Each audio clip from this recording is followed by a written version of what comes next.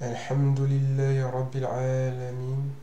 Wassalam wassalat ala Rasulillah wa ala alihi wa ashabi ajma'in. Thumma amma ba'd. Rabbi shrah li sadri wa yassir li amri wa uqdatan min lisani wa yafqahu qawli. Assalamu alaikum wa rahmatullahi wa barakatuh.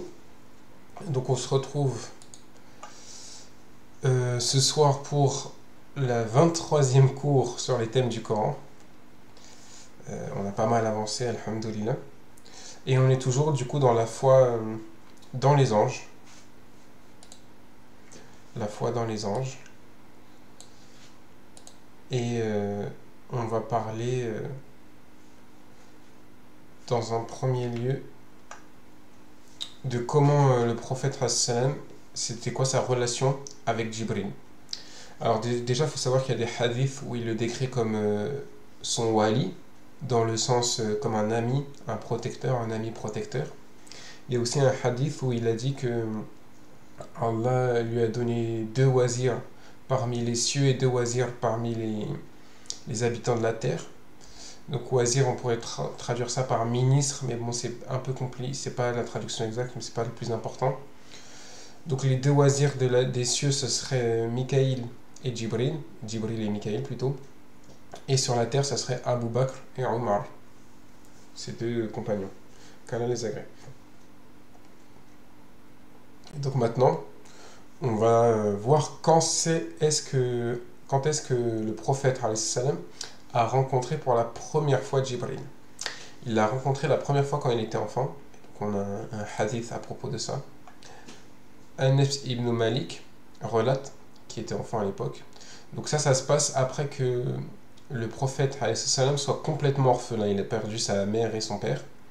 Il n'a plus de parents vivants. Et donc il était en train de jouer avec des enfants et voilà ce qui va se passer.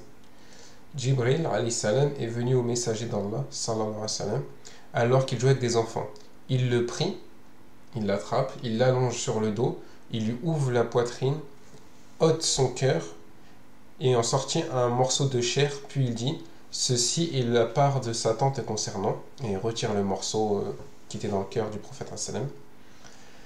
Et il lava ensuite le cœur avec de l'eau de Zemzem dans un récipient en or, puis il le rassembla en un tout, il lui remettait à sa place, et il le rassembla et enfin il le remit à sa place.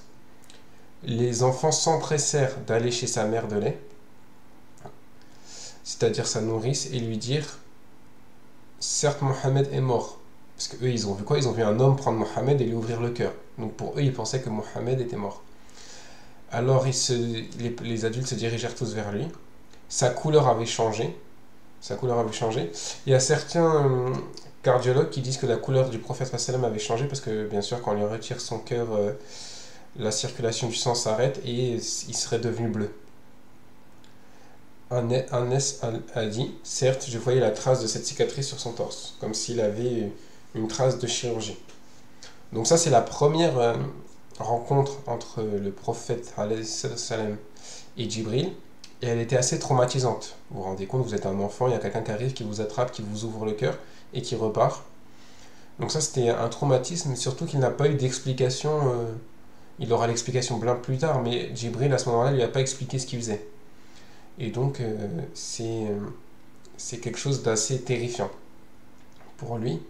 Même si les Arabes de l'époque l'ont vu comme une bonne nouvelle, parce que se faire visiter par un ange, ils l'ont pris comme un bon augure, comme une bonne nouvelle. Et donc la deuxième rencontre que le prophète sallam va faire avec Jibril, ça sera 40 ans plus tard environ, lors de la première révélation. Alors, il faut bien comprendre au bout d'un moment, le prophète sallam, dans sa vie, il a eu une envie, Allah lui a fait avoir une envie de s'isoler pour méditer, pour prier de manière un Dieu unique, Allah, à sa manière, parce qu'il n'y avait pas encore de révélation. Et du coup, de ce fait, le prophète, salam, il va donc gravir le mont Hira, qui a pas mal de marches. C'est pas mal long d'y aller, je crois que c'est à peu près 2 heures de marche Donc vous imaginez marcher 2 heures pour méditer dans une grotte. Et depuis cette grotte, on a une vue complète de la Mecque. Et en fait, il s'installait ici pour méditer, pour réfléchir, parce qu'il se sentait bloqué dans cette société qui faisait de l'association à Allah et qui avait beaucoup de mal en elle, même si elle avait aussi du bien. Et c'était des choses qui le gênaient. Et donc il méditait sur cela et sur beaucoup sur voilà, la situation actuelle de sa société. Et il aimerait résoudre ça. Donc parfois il partait là-bas méditer plus ou moins longtemps. Et c'est Khadija, sa femme, qui parfois lui amenait des vivres, sachant qu'elle avait 15 ans de plus que lui, donc à peu près la soixantaine d'années. Et pourtant, pour qu'il reste, comme elle savait que lui, il aimait rester isolé dans cette grotte, elle venait lui rapporter des vivres à boire et à manger.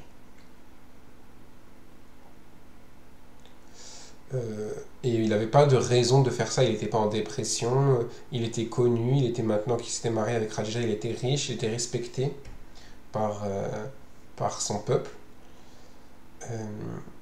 Et donc du coup c'est dans cette grotte qu'il va faire la deuxième rencontre réelle avec Jibril. Mais il faut savoir qu'avant ça, le prophète sallam avait déjà commencé à recevoir la révélation d'une certaine manière. Il faisait des rêves véridiques. C'est-à-dire qu'il rêvait de quelque chose et le lendemain, cette chose se réalisait. Donc ça fait partie de la révélation. Et notamment, il voyait cet homme qui était Jibril dans sa révélation. Et donc justement, il est dans cette grotte et il voit cet homme devant lui. Et cet homme, il se rappelle que c'est celui qu'il a vu dans ses rêves, mais là, il sait qu'il ne rêve pas. Il sait qu'il ne rêve pas. Et notamment, c'est une des raisons que les savants expliquent pour laquelle Jibril va le serrer très fort pour qu'il comprenne que c'est pas un rêve. Et donc on arrive à cette scène où Jibril se présente et lui dit Iqra, lis. Et après, le prophète sallam lui dit qu'il ne sait pas réciter, il ne sait pas lire. Le prophète, et ça ils vont le faire 3 fois, c'est-à-dire que Jibril va venir et le serrer de nouveau, et lui dire Iqra li. Le prophète va lui répéter qu'il ne sait pas lire. Et une 3e fois, Jibril va le serrer très très fort au point où il a l'impression de tomber dans les pommes ou de mourir d'étouffement. Ou le prophète avait l'impression qu'il allait mourir d'étouffement ou tellement il le serrait fort. Et il lui dit Iqra, et il dit qu'il ne sait pas lire une 3e fois, et c'est à ce moment-là que Jibril alayhi salam va lui faire la première révélation Iqra bismi rabbika alladhi khalaq khalaqal insana min khalaq Iqra wa rabbuka al-akram alladhi allama bil qalam. Donc c'est à ce moment-là que cette révélation va être faite. Et une autre raison pour laquelle il le serrait très fort, c'était pour le préparer à la lourdeur des paroles qui allaient descendre sur lui. Donc ça, c'est la 2e rencontre qu'il fait. Et donc, ensuite, il va sortir de la caverne en courant, paniqué, effrayé, il ne sait pas ce qui lui arrive. Il va voir Khadija, donc chez lui, et elle va l'apaiser. Et comment elle va l'apaiser? Parce qu'en fait, lui, ce qu'il avait peur, c'est que ça soit des hallucinations du diable, et qu'il ait provoqué la colère d'Allah, et qu'il ait laissé le diable... et que ça soit une ruse du diable ce qui lui arrive. Il avait peur de ça en fait.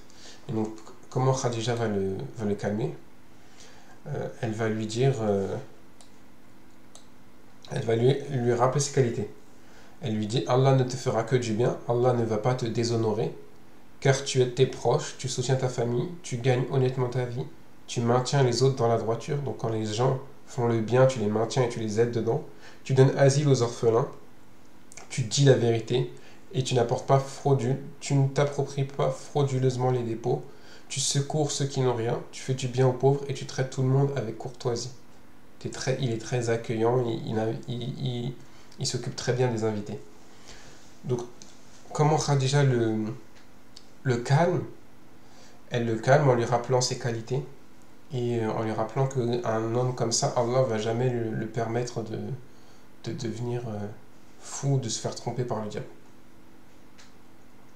Et c'est après ça, du coup, qu'elle va donc le serrer dans ses bras et lui dire ça. Et après, pour le rassurer, après ça, ils vont aller voir Waraqa, le cousin paternel de Khadija.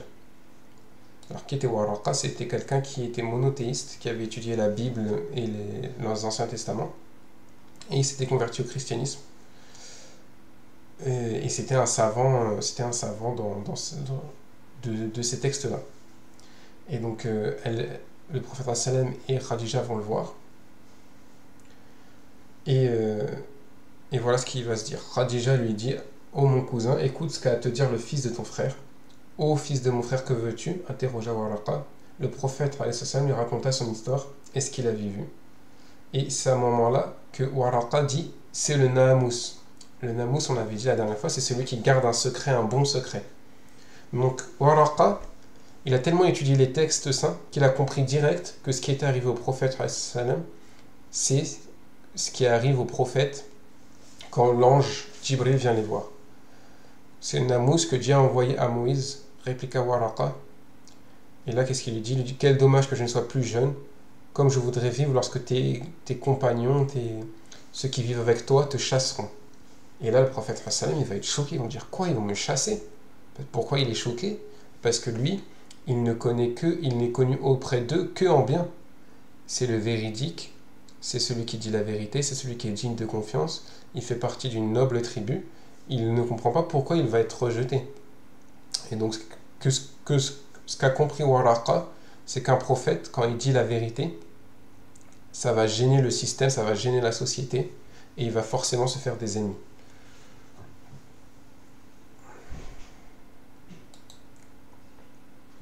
Et donc, après ça, ce qu'a fait le prof dont j'ai reçu ce cours, il va essayer de voir dans la Bible comment Waraqa, il a fait le lien entre Jibril et ce qui est arrivé au prophète sallam. Même si maintenant il y a beaucoup de faux dans la Bible, il reste toujours du vrai. Et notamment, on a ce passage-là dans la Bible, tandis que moi, Daniel, j'ai regardé la vision en cherchant à comprendre. Donc Daniel, il a eu un rêve, une vision. Voici que se tenait en face de moi quelqu'un ayant l'apparence d'un homme.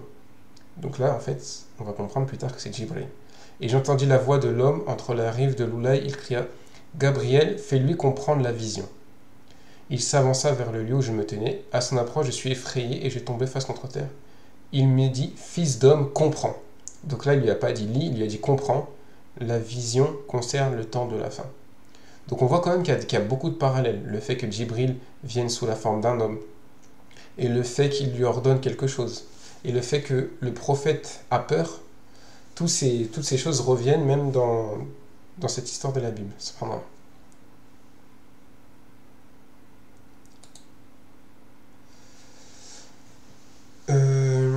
Après cela, comment ça va se passer?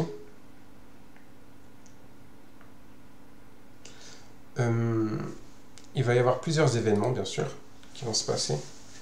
Et notamment, encore une fois, Khadija. Alors Khadija, elle va dire au prophète sallam: si il revient, l'ange, préviens-moi. Et Jibril, à un moment, il va revenir auprès du prophète sallam. Le prophète va prévenir Khadija. Et Khadija va se mettre à la droite du prophète et elle va dire: est-ce que tu le vois tout le temps? Il dit toujours, et lui dit oui. Elle va se mettre à sa gauche et elle dit: est-ce que tu le vois toujours? Il va dire oui. Et à un moment, elle va enlever son khimar. Donc le khimar, à l'époque, c'était un voile, mais qui allait derrière, qui n'allait pas devant, qui ne cachait pas le devant du corps, mais qui laissait tomber derrière. Elle va le retirer et se mettre proche derrière le prophète sallam, le serrer, se mettre proche, et elle va lui dire: est-ce que tu le vois encore? Et là, le prophète sallam lui dit non, qu'il est parti. Et là, Khadija va lui dire: bah, c'est bien un ange. Et en fait, ce que Khadija elle a fait, c'est qu'elle a étudié c'est quoi le comportement d'un ange. Et elle a compris que Jibril, il a de la pudeur. Et du coup, si c'est un ange, il ne va pas rester quand elle se dévoile. Parce qu'il a de la pudeur. Et donc, c'est ce qu'elle a compris. Et donc, elle confirme au prophète sallam, encore une fois pour le rassurer, que Jibril est bien un ange. Donc après ça, le prophète sallam, il va remonter dans ces montagnes pour chercher des réponses à ce qui lui est arrivé. et il va entendre une voix, c'est la voix de Jibril qui lui dit tu es en vérité le messager, certes tu es le messager d'Allah en vérité, tu es vraiment le messager d'Allah. Et même à d'autres moments, il va lui dire certes tu es vraiment le messager d'Allah et je suis Jibril. Et c'est lors de la deuxième révélation que le prophète sallam va voir, la deuxième révélation du Coran, qu'il va voir l'ange Jibril dans sa forme complète. Il va le voir couvrir tous les cieux avec ses ailes, tout l'horizon, et il va descendre sur lui, il va se rapprocher de lui, il va se rapprocher de lui. Et il va avoir très peur, le prophète sallam. Il va rentrer chez lui encore une fois, et Khadija va l'entourer de vêtements et le serrer pour le rassurer. Et c'est à ce moment-là que va descendre la révélation sur l'enveloppé, la sourate qui s'appelle l'enveloppé. Et donc il était terrifié. Donc entre la première révélation et la deuxième révélation là, que je viens de raconter, il y avait une pause assez longue. Mais après cette pause, la révélation va venir de manière assez continue. Il ne va plus connaître de pause aussi longue qu'à ce moment-là.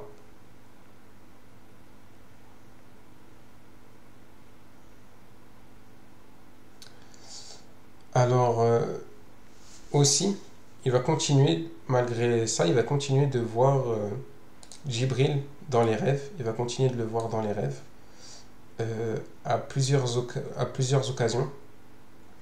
Des fois avec Mikaïl, ils vont le voir.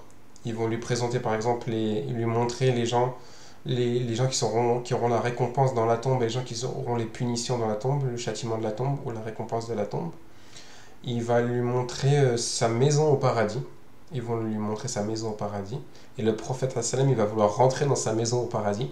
Et Jibril va lui prendre le bras ou la main, le bras plutôt, et il va lui dire non, tu as encore du temps dans le dunya.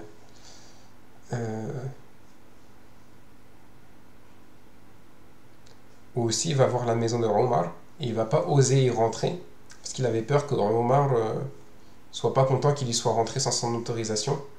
Et une fois qu'il va raconter ça à Omar ibn Rattab, qu'Allah l'agrée, il va ressentir une certaine tristesse, Omar, que le prophète sallam ne soit pas rentré dans sa maison au paradis. Il va aussi voir les portes dans lesquelles sa communauté va rentrer au paradis. Il va voir ça, entre autres aussi. Donc il va voir plusieurs choses dans ses rêves, où il va voir Jibril et Mikaël qui vont l'accompagner pour voir des choses. Il va aussi voir qui va être sa future femme, en effet. Comme vous le savez sûrement, c'est comme ça qu'il sait qu'il va se marier à Aïcha. Le messager d'Allah sallam a dit « Je t'ai vu dans mon rêve dans 3 nuits. L'ange t'a ramené dans une étoffe de sang me disant « Celle-ci est ta femme. Je découvrais alors ton visage et te trouvais que c'était toi. Je disais cela provient d'Allah, il le réalisera. » Et Jibril avait l'habitude de dire « Ce sera ta femme ici-bas et au paradis » en parlant de Aïcha. Et c'est quelque chose dont Aïcha était fière, et on peut le comprendre, que la personne qui a proposé sa main au prophète sallam, c'est Jibril. C'est quelque chose dont elle aimait bien être fière, et on peut le comprendre tout à fait.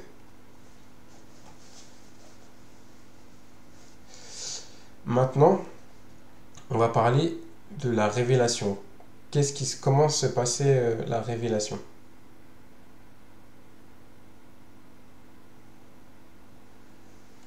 Alors, la révélation était très lourde pour le prophète sallam. Ah, j'ai oublié un point, pardon. Aussi, Jibril, il aimait bien visiter les proches du prophète sallam, et notamment Khadija, où vous connaissez sûrement la scène, où Jibril, envoyé par Allah, a dit « Ô messager d'Allah, voici Khadija qui vient de toi en portant un récipient contenant un condiment et de la nourriture ou de l'eau. Quand elle arrivera, transmets-lui le salam de son Seigneur. » Donc là, Jibril, qu'est-ce qu'il lui dit? Il lui dit « Allah veut passer le salam à Khadija, ainsi que le mien, et annonce-lui la bonne nouvelle d'un palais de perles au paradis exempt de tout bruit et de toute fatigue. » Donc voilà, on voit que Jibril, il intervient même pour saluer Khadija, et que même Allah a salué Khadija, comme c'est une femme exemplaire. Donc j'étais en train d'expliquer le déroulement de la révélation, comme quoi c'était très lourd pour le prophète sallam. ça le faisait transpirer énormément. Il y a un passage du Coran qui dit Law anzalna hadha al-Qur'ana ala jabalin la ra'aytahu khashi'an mutashaddi'an min 'ashyatillah. Si on avait fait descendre le Coran sur une montagne, elle se serait fendue et affaissée par crainte. Donc ça prouve la lourdeur du Coran, la puissance du Coran. Et donc quand le prophète sallam reçoit cette révélation, ça le fait transpirer et il devient lui-même très lourd. Au point qu'à un moment, un compagnon, il était sur je crois, la cuisse d'un compagnon, et le compagnon a cru que, voilà, il a senti le poids de la révélation qui était très lourde. Ou encore une fois, le prophète sallam qui était sur son chameau, sur un chameau, et tellement que c'était lourd, et il a reçu la révélation, les jambes du chameau ont commencé à trembler. Donc c'était quelque chose qui était physiquement éprouvant, qui était physiquement très éprouvant. Au point même que les anges sont submergés. Comment ça se passe dans les cieux? Quand Allah veut révéler le Coran, c'est comme le bruit d'une chaîne qui frappe une montagne ou un rocher, c'est-à-dire que c'est un son clair. Tous les anges sont submergés, c'est-à-dire que les anges tombent dans les pommes, ou en tout cas ils perdent conscience, sauf Djibril et certains autres anges, mais en tout cas Djibril, qui lui reçoit la révélation. Et quand les anges se réveillent, après que la révélation ait été faite à Djibril, ils lui disent: qu'a dit ton Seigneur? Et Djibril répond: il a dit la vérité, c'est lui le plus haut, le plus grand.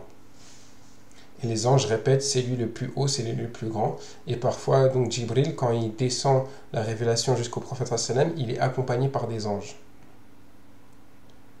Il est accompagné par des anges, comme on a par exemple dans on rapporte que Surat Al-An'am, par exemple, donc d'après Yusuf ibn Mirhan, Abdullah ibn al-Abbas, qu'Allah les agrée, la Surat Al-An'am a été révélée en une seule fois durant une nuit à la Mecque.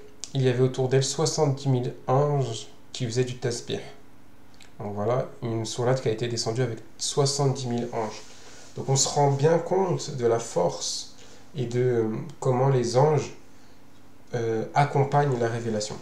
Notamment Djibril, dont c'est son rôle principal.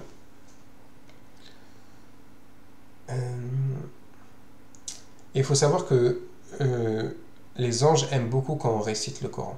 Ils aiment beaucoup quand on récite le Coran parce que là, très peu d'anges peuvent lire le Coran. Il y a Djibril notamment, mais la plupart des anges, eux, ne lisent pas le Coran. Donc c'est une bonne action qu'on fait et qu'eux ne peuvent pas faire. Et donc ils aiment bien les gens qui lisent le Coran. Donc ça c'est pour la révélation. Donc on a vu qu'il venait en rêve, on a vu qu'il venait bien sûr les anges dans la révélation, et notamment Djibril dans la révélation du Coran. Mais ils viennent aussi pour la sunna. Il faut bien comprendre que le prophète ne parlait pas par lui-même, par sa passion, mais tout ce qu'il disait était la vérité et la révélation. Et donc Djibril venait parfois l'accompagner en ce qui concerne ce qu'on appelle la sunna. Par exemple,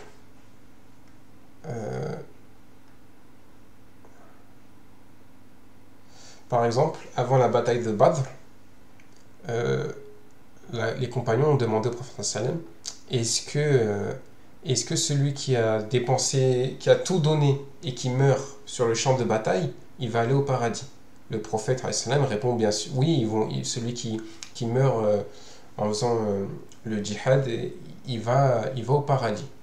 Il va au paradis. Et après, il s'interrompt, il dit Hada Djibril, c'est Djibril. Et qu'est-ce que Djibril rajoute? Il dit sauf celui qui est endetté. Sauf celui qui est endetté. C'est-à-dire que celui qui est endetté, parce qu'ils n'ont pas la capacité de lire le Coran. Ce n'est pas dans leur capacité. Ce sont des messages, Allahu A'lam, peut-être que c'est pour cette raison, qui sont trop lourds pour eux. Donc je disais que Djibril était aussi dans la sunna, et notamment qu'il était intervenu pour dire que même les gens endettés n'iront pas directement au paradis. n'iront pas au paradis directement s'ils meurent sur le champ de bataille. Et il y a plein d'autres moments. Par exemple, il y a le moment où,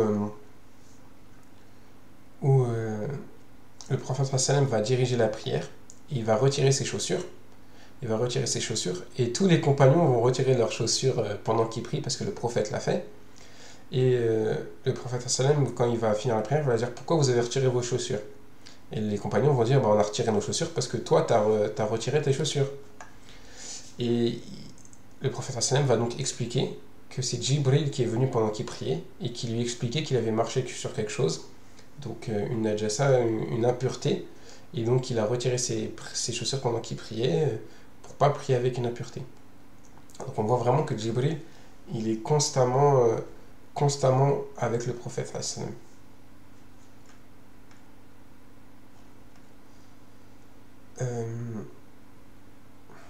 Notamment aussi quand des juifs, les rabbins de l'époque du prophète sallam venaient poser des questions au prophète sallam, c'est par l'intermédiaire de Jibril qu'il avait les réponses. Donc il répondait, il écoutait Jibril répondre et il répondait ce que Jibril avait dit.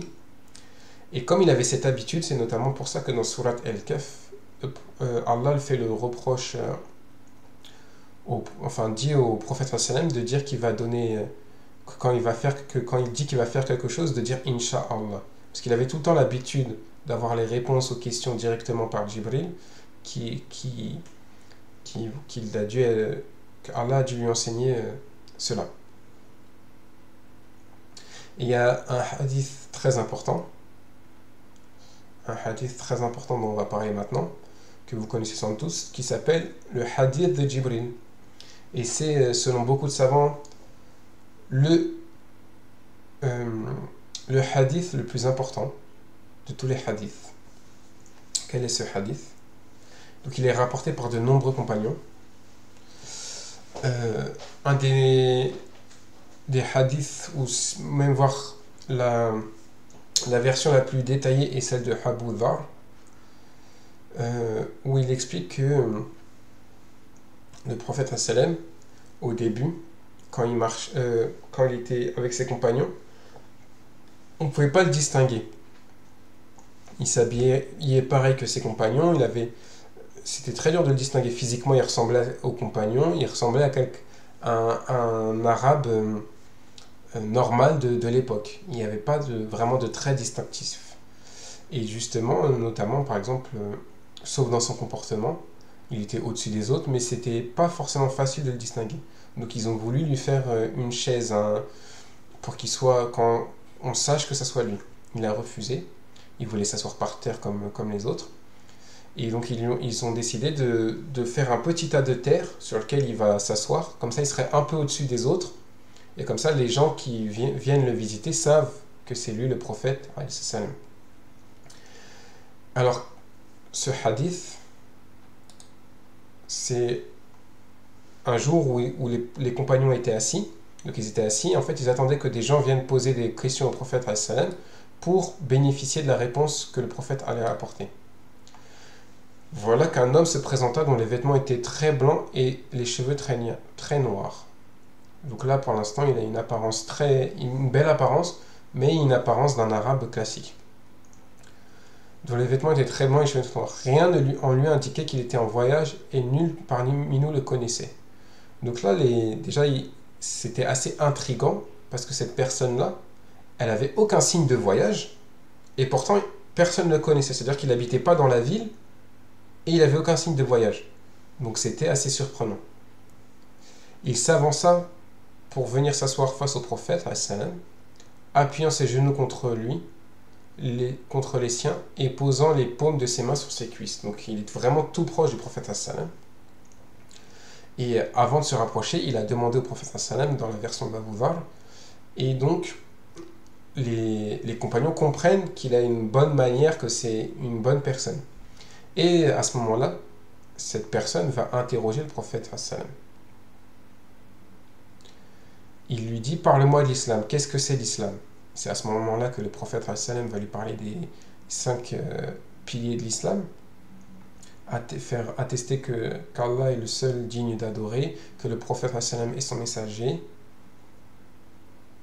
pardon, l'obligation de la prière, l'obligation du jeûne de Ramadan, l'obligation de la zakat et l'obligation du hajj. Il va lui parler des 5 piliers de l'islam. Et à ce moment-là, le Jibril va lui dire Saddaq, tu as dit vrai.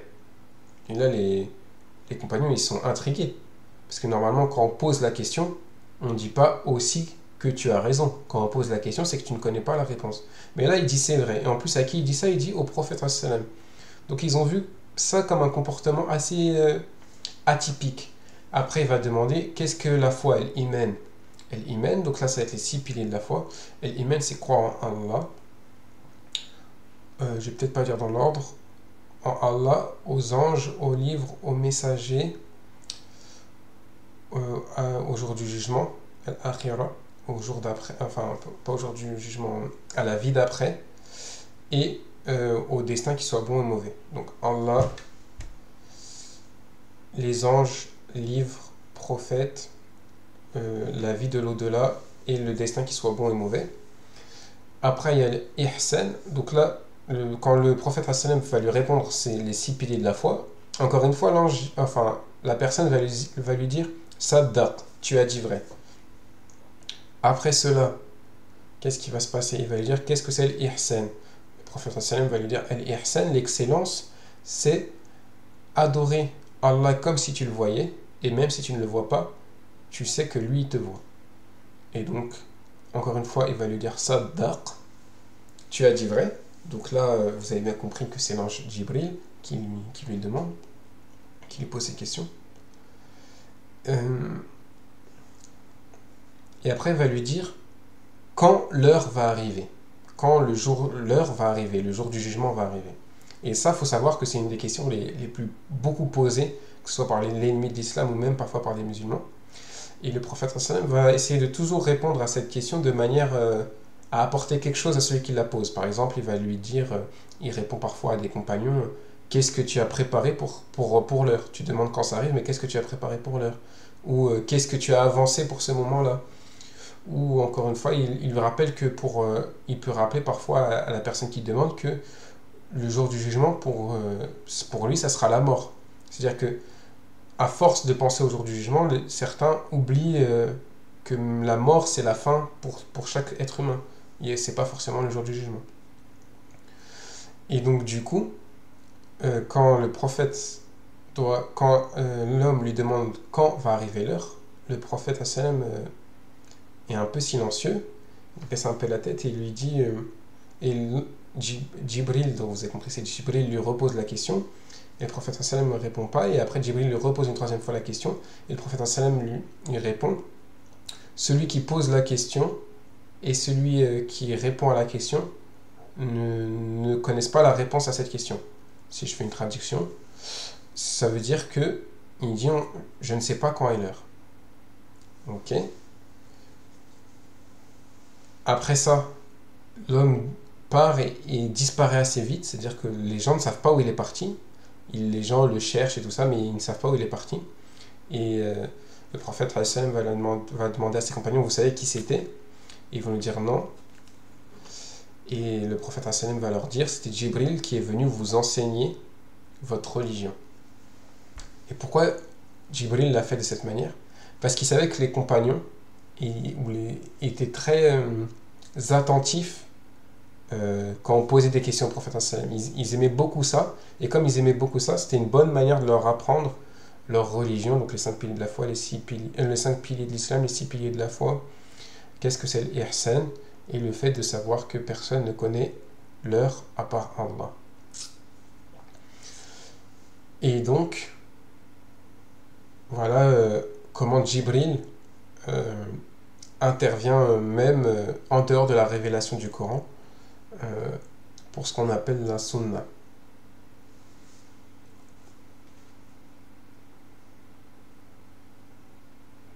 Maintenant, Jibril aussi vient aussi au moment de joie et au moment de tristesse du paradis. Pardon. Il vient aussi au moment de tristesse et au moment de joie du prophète. C'est-à-dire que quand Omar, par exemple, il s'est converti, qu'Allah l'agrée, Jibril est venu voir le prophète, il lui a dit les anges célèbrent le fait que Omar soit venu à l'islam. Donc il était là pour les moments de joie, il était aussi là pour les moments de danger. Quand Abu Jahl, il a voulu, il avait promis que si le prophète sallam se prosternait devant la Kaaba, il mettrait son pied sur sa tête et il le tuerait. Donc le prophète sallam va se prosterner à la Mecque et Abu Jahl va pour le tuer. Et là, il repart effrayé parce qu'il voit un fossé de feu qui s'est arrivé, qui s'est mis entre les deux, un fossé de feu, avec des anges qui voulaient le prendre et le mettre dedans. Et les compagnons vont demander au prophète sallam qu'est-ce qui s'est passé. Et le prophète sallam va dire s'il avait essayé de se rapprocher de moi, Djibril se serait occupé de lui. Donc on comprend ici que Djibril est vraiment un accompagnateur des prophètes alayhi salam, et notamment de notre prophète alayhi salam. Donc on voit bien qu'il est toujours présent pour notre prophète. Et puis au moment le plus dur de sa vie, bien sûr, il va être là, au moment le plus dur de la vie du prophète, c'est-à-dire à Taïf. Donc il faut savoir qu'à Taïf, il a été à Taïf pour essayer de trouver des nouveaux alliés, pour convertir des gens, des Arabes. Et qu'est-ce qui s'est passé ? Il s'est passé qu'il s'est fait rejeter, il s'est fait jeter des cailloux dessus, même par des enfants, par tout type de personnes. Il s'est fait jeter des cailloux dessus, il s'est fait rejeter, il s'est fait humilier. Et il se plaint à Allah de ça. Et au moment même où il se plaint, il y a Djibril qui vient avec un autre ange, l'ange des montagnes. Et l'ange des montagnes lui propose, comme vous le savez sûrement, d'écraser cette ville Taïf entre deux montagnes qui étaient autour de Taïf. Et le prophète sallam dit plutôt qu'il espère que de la descendance de ces gens viendront des gens pieux. Et il faut savoir que c'est vraiment quelque chose qui arrive souvent dans la vie de notre prophète sallam, c'est que beaucoup de ses compagnons ont des parents qui sont ennemis du prophète sallam. C'est quelque chose de commun chez les compagnons du prophète sallam. Et comme vous connaissez sûrement l'aya, Inna ma'al usri yusra, avec la difficulté vient la facilité. Donc après cette dure épreuve, parce que dans la même année, il a perdu Khadija, il a perdu sa femme, il a perdu son oncle qui le protégeait, et il s'est fait humilier, et il a l'impression que personne ne veut croire en lui. Qu'est-ce qui va se passer ? Il va avoir une très grande facilité. Il va avoir le voyage nocturne et l'ascension, où Djibril va venir le voir, dans des habits verts les habits verts des gens du paradis. Il va venir le voir et il va lui faire monter Al-Buraq. Al-Buraq, c'est une monture qui n'existe pas, qu'on n'a pas ici sur Terre, qui se déplace à une vitesse incroyable. Et Al-Buraq va l'emmener à plusieurs endroits. Il va l'amener à Médine, où il va prier, pour lui faire comprendre que c'est à Médine qu'il va migrer ensuite. Il va ensuite l'amener à At-Tour. At-Tour, donc c'est la montagne où Allah a parlé directement avec Moussa. Il va l'emmener à Bethléem, là où le prophète Isa alayhi salam est né. Et après, il va l'emmener à Al-Aqsa, la mosquée d'Al-Aqsa, qui se trouve en Palestine. Et il va prier, il va diriger en prière tous les prophètes. Tous les prophètes auront été rassemblés et il va les diriger durant la prière. Après ça, Djibril va lui proposer entre un verre de lait et un verre de vin. Et le prophète va choisir le verre de lait. Et Djibril va lui dire qu'il a fait le meilleur choix, le choix de la saine nature, que de prendre le verre de lait et pas le verre de vin. J'ai oublié de dire que avant tout ça, au tout début avant même ce voyage, Djibril va lui ouvrir le cœur, il va lui relaver le cœur une deuxième fois, avec l'eau de Zamzam et dans un récipient en or avant de lui replacer le cœur, avant ce voyage nocturne. Donc, je fais un court résumé parce qu'il y a plein d'histoires autour de ce voyage. Le prophète ﷺ va voir plein de choses. Il va monter les 7 cieux. Avant de monter à chaque ciel, l'ange va lui dire qui c'est. Il va lui dire c'est Jibril. Qui t'accompagne, c'est le prophète ﷺ. Et il est autorisé, et à chaque fois, il est autorisé à monter au ciel suivant. Jusqu'à atteindre le 7e ciel, où il trouve Ibrahim, alayhi salam, qui est accoudé à la maison peuplée, qui est l'équivalent de la Kaaba dans les cieux, où il indique que 70 000 anges rentrent pour adorer Allah par jour dans cette mosquée. Donc vous imaginez le nombre d'anges qui existent depuis la création des anges.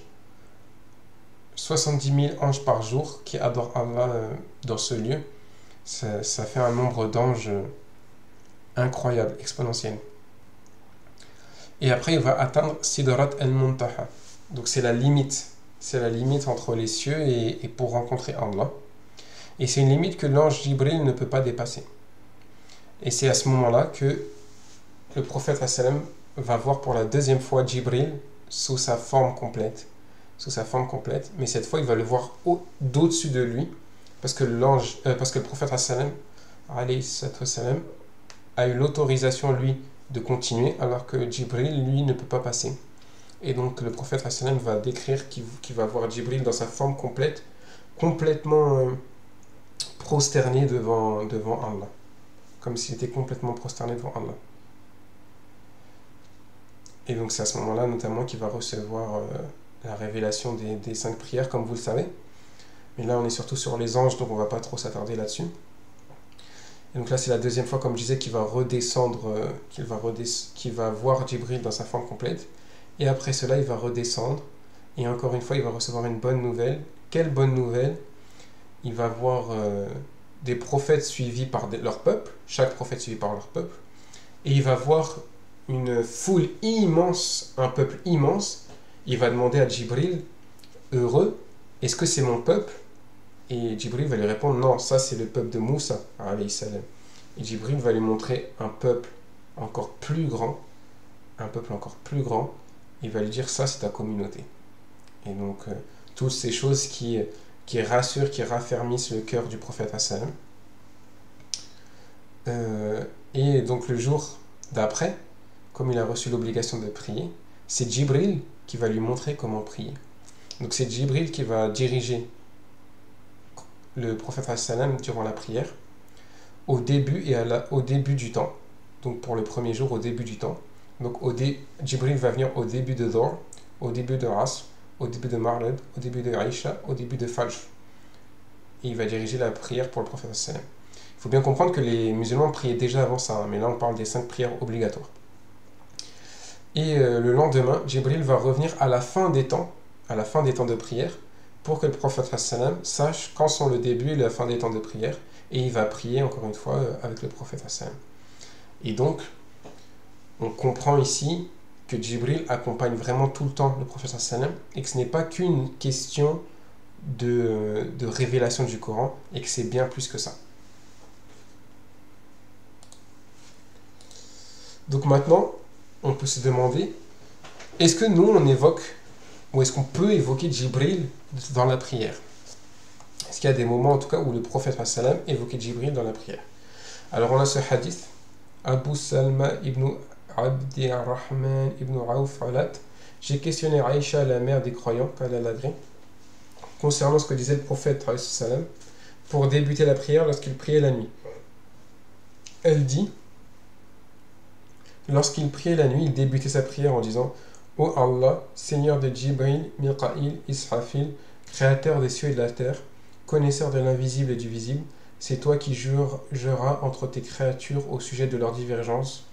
Guide-moi vers la vérité, au sujet de laquelle les gens ont divergé, par ta permission, car tu guides qui tu veux vers le droit chemin. Donc ça, c'est une belle invocation. Je pense que beaucoup de musulmans ne la connaissent pas. Moi, je ne la connaissais pas. Et ça serait une bonne chose qu'on l'apprenne pour déjà raviver une sunna et parce qu'elle c'est une belle invocation. Mais aussi, c'est pas que au début de la prière que le prophète sallam évoquait Jibril, il l'évoquait aussi dans le rukur ou dans la prosternation. Aïcha Kalalagré relate que lorsque le messager d'Allah alayhi salam, était incliné ou prosterné, il disait glorifiez, sanctifiez le Seigneur des anges et de l'esprit. Oui, c'est une invocation, excusez-moi si j'ai dit évocation. Je parle bien d'une invocation. Et là, c'est pareil, c'est dans la prosternation ou dans l'inclinaison, ce que disait le prophète sallam. Il parle de l'esprit, donc al-ruh, comme on l'a vu la semaine dernière, qui est Jibril, alayhi salam. Et enfin, il y a aussi une invocation à la fin de la prière. Malheureusement, j'ai pas réussi à la retrouver. Une invocation aussi où, à la fin de la prière, où Jibril est justement évoqué. Donc on a fini pour cette semaine sur la relation entre Jibril et le prophète sallam. On va encore étudier la relation entre Jibril et le prophète sallam la semaine prochaine. Ce sera le dernier cours sur le sujet, Inch'Allah, de cette série. Et après, on va parler directement du prophète alayhi salatu salam. Donc je vous dis assalamu alaikum wa rahmatullahi wa barakatuh.